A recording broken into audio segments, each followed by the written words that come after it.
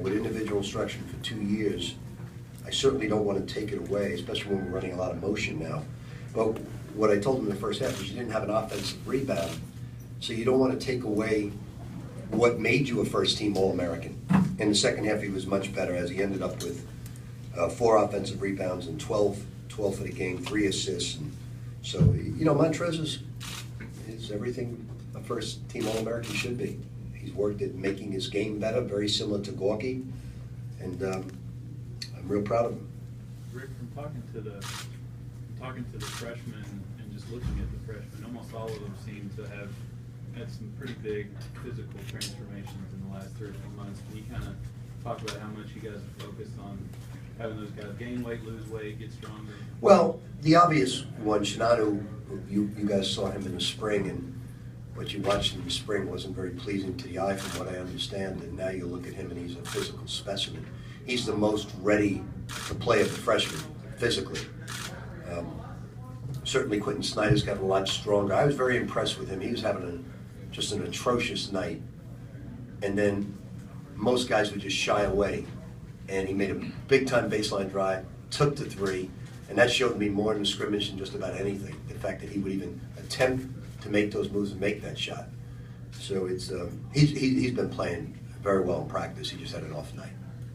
Rick, before the game you were talking about Terry Rozier's professionalism. I wonder if you could elaborate on that, what you see and why he stands out so much in that regard. Well, you know, the culture of young people today are to act almost unprofessional in practice. They lose their focus, they get distracted, and Terry is kind of an amazing freshman, and he's also an amazing sophomore. Since the first day he arrived, he steps on the court as if he's a 10-year NBA veteran, with the way he doesn't trash talk, he just carries about his business in a workmanlike way, and he just looks to get better.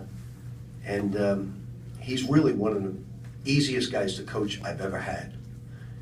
He knows he's very good, but he doesn't show big ego. And he's a kid that it's as if he's from the hood, but he has the hood toughness, but he acts like a total gentleman in the way he plays. You know, he just looks up to so much Dwayne Wade. He tries to talk like him, walk like him. And, you know, he feels Dwayne Wade is a consummate professional, and he tries to act just like D. Wade. He was saying that he felt last year playing with Russ that he spent a lot of time kind of on the wing waiting, yeah, and not as aggressive as we saw today. How do you see his role expanding? I think both Chris and Terry deferred to Russ, and rightfully so. Russ was the first-team All-American, and Russ can, although we all love Russ, sometimes because he's so spontaneous, you're not sure what to do. And where Chris and Terry are a little bit more, you know sort of what they're going to do. And that's, look, there are a lot of great backcourts in college basketball, and I won't say we're the best backcourt, but I don't think I would take anybody over these two guys. They're both terrific. Coach, can you just talk about overall how you think both teams came out and played? I thought they played remarkably well for a first scrimmage. I mean, there's a lot of, we're not as deep as we've been. We're younger than we've been. We certainly are losing a big-time shooter in Luke Hancock. With the chips on the line, there's no better guy in the game than Cool Hand Luke. You know, and certainly Russ was as dynamic a player as we've had. And then, so we've lost guys that are the winningest class in the history. So we got to not only restart, we want to rebuild in a month, not a season.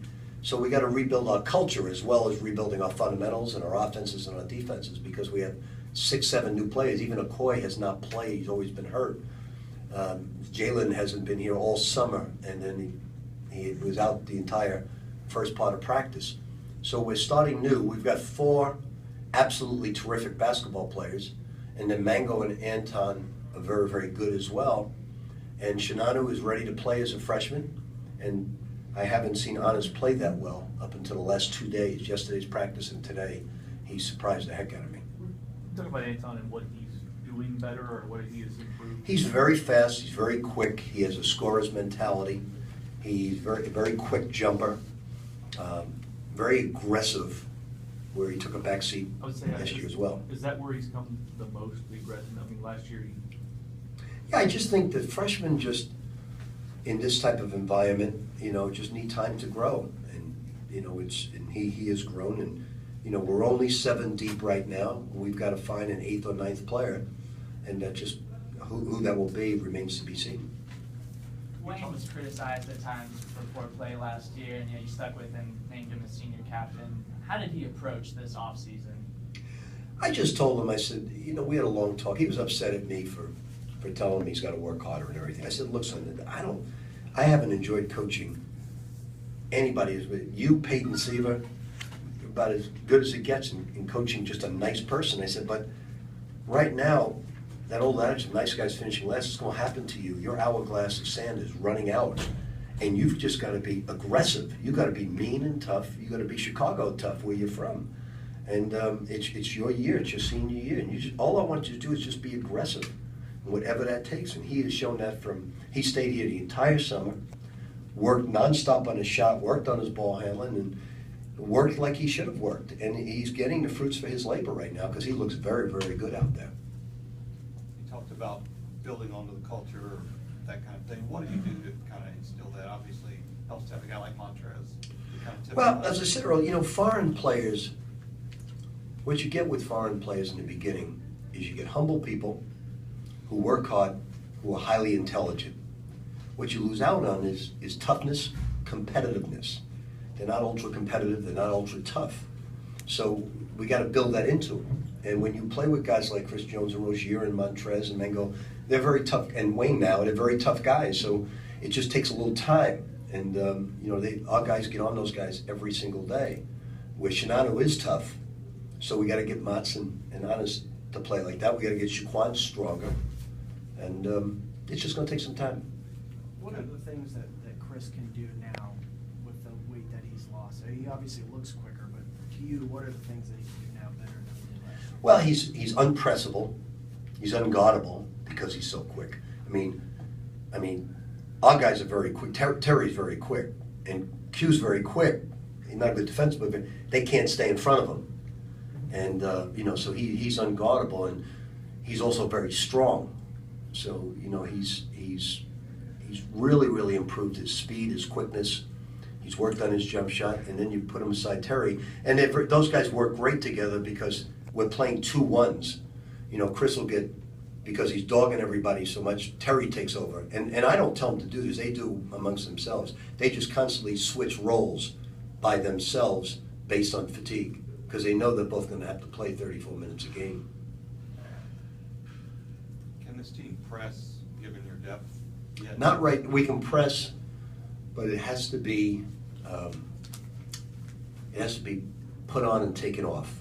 It has to be right before a TV timeout, and then they get a little bit of a blow. This is not like the last 2 or 3 years where we can, we just don't want to kill Chris and Terry. And as Q gets better, as Anton gets better, yes, we can. Do you see in Jalen what you thought? I know he's behind, and he's just. Jalen lives in a make-believe world. The announcers told me that he said he's playing great. He hasn't even played. I don't know. He must be dreaming about his game because he hasn't even played in practice, doesn't know a play, and it looks lost out there right now because he's missed the entire summer, the entire fall, and then the announcers told me he said he's playing great. I don't know. Maybe he's playing those Xbox games, and on the Xbox he's playing great. I don't know. And not his fault. He just missed all his time.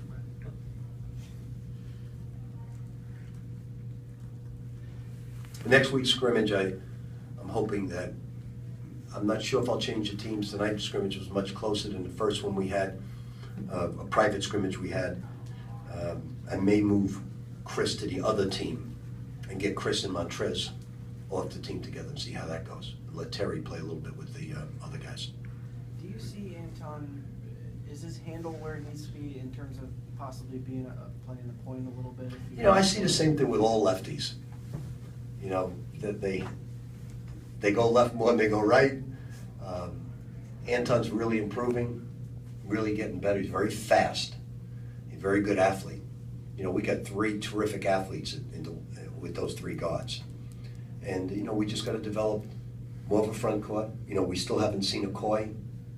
He's been injured since he left, Nebraska. You have- Got to get him healthy. You have another assistant that's made a physical transformation. A lot of us didn't recognize him when we saw him back there. But 104 pounds in 4.5 months is really remarkable. I mean, I don't know how he did it, and I didn't. It was just him and Ray getting together, and it's an amazing transformation. Everybody who sees him on the road says, "Is that Kenny?" And he just cut out sugar, cut out carbs, and exercised for the first time in his life, and he looks tremendous. I mean, it's not like you're standing over him on a treadmill or anything, but I didn't do anything. You have had coaches, many who've done this. Yeah, I just said, listen, you need to get in shape because you're going to preach conditioning to these guys. Preach it, just get yourself into shape, and can you lose 100 pounds? And he said, yes, I can, and he did it. And it wasn't a deck chair off the Queen Mary. Anything else, anybody? How have they adjusted to, I guess, your suggestion that they play with this kind of urgency in practice and in games? I mean, this scrimmage seemed to kind of talk about what you said, that they need some kind of urgency. My biggest concern is we've never been ready. Even though we've won because we have played teams that were much better than what we call guarantee games. We're not going to be afforded that. I don't think since I've been here I've had a team that was ready early on. Maybe one team, maybe the T. Willer or Clark team was ready early on. And we're going to have to be ready. And we have no choice, or we'll get beat opening game. No doubt in my mind we will. They're a very good team. They're a very deep team. They have 4 seniors. They can go 10 deep. And, I know they expect to win. Or they wouldn't have booked the game. I know my son. So we've got to be ready. First game out. That's why the red-white scrimmages are really as more important than the exhibition games. Because the exhibition games, you're going to have more size than the opposition. Where when these teams, this was a good game tonight. The red team came back. The white team made the right shots. They ran a great play at the end. Terry's looked like it was in. So a lot of good things. It was a heck of a game. And next week, I just want to see the defense improve. I want to see them. They did a very good job of moving the ball tonight. The ball moved. We're running pure motion, so the ball movement was terrific. Coach, based on the Hurley practices and what we saw today, how would you grade the post players aside from Montrez? Well, I think Shinano's for a 17-year-old, not turning 18 until November, probably should still be a senior in high school. He's done remarkably well.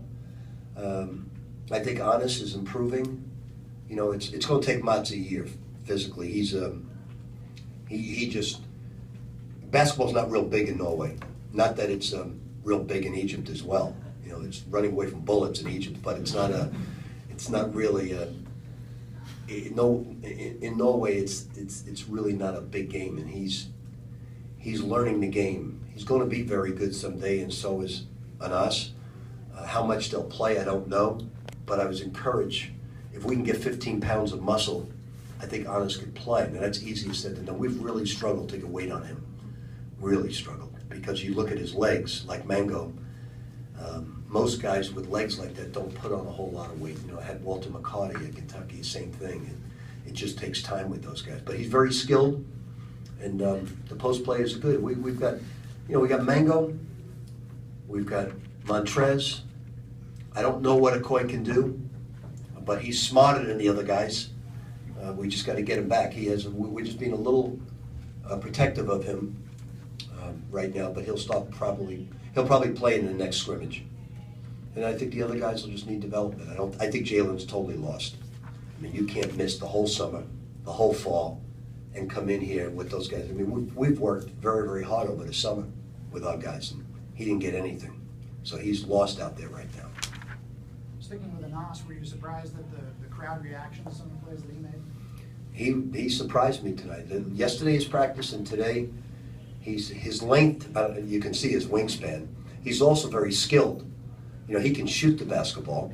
Both Q and Honest have one bad habit. They shoot the ball from the tip of their forehead. And Q brings it here, so that's why you're not going to have a lot of arc. So we got to get Q over here. We got to get the ball 6 inches above his head to create arc. And Honest shoots it like Q, only he shoots it here, and we got to improve that with both guys.